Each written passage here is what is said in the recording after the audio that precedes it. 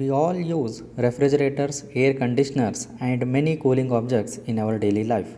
But ever we have tried to understand the principle behind the working of these substances? So in this session, let's try to learn how does a refrigerator works. Working principle of refrigerator.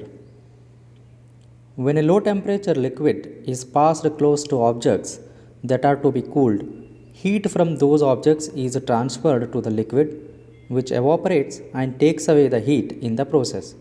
So, the working principle of a refrigerator involves the removal of heat from one region and its deposition to another region.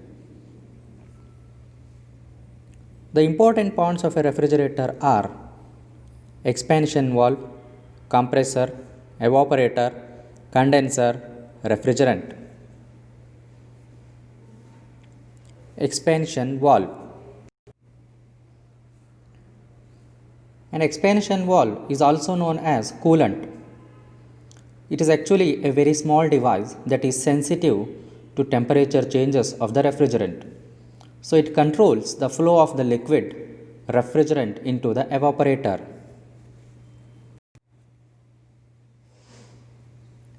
Compressor.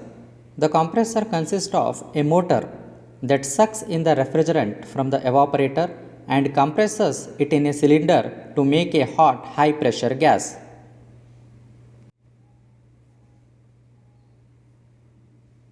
Evaporator. This is the part that actually cools the stuff kept inside a refrigerator.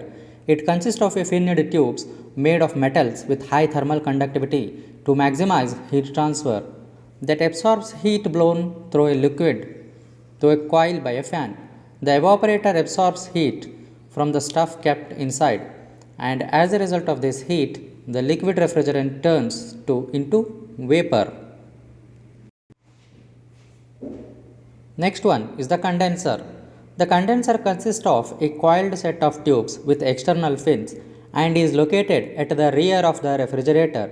It helps in the liquefaction of the gaseous refrigerant by absorbing its heat and subsequently expelling it to the surroundings. So the refrigerant changes its state from vapor to liquid. Refrigerant. It is commonly referred to as the coolant. It is the liquid that keeps the refrigeration cycle going. It's actually a specially designed chemical that is capable of alternating between being a hot gas and a cool liquid. Example: CFC, chlorofluorocarbons, ammonia, etc. Now let us look at the refrigeration cycle. The refrigeration cycle starts and ends with the compressor.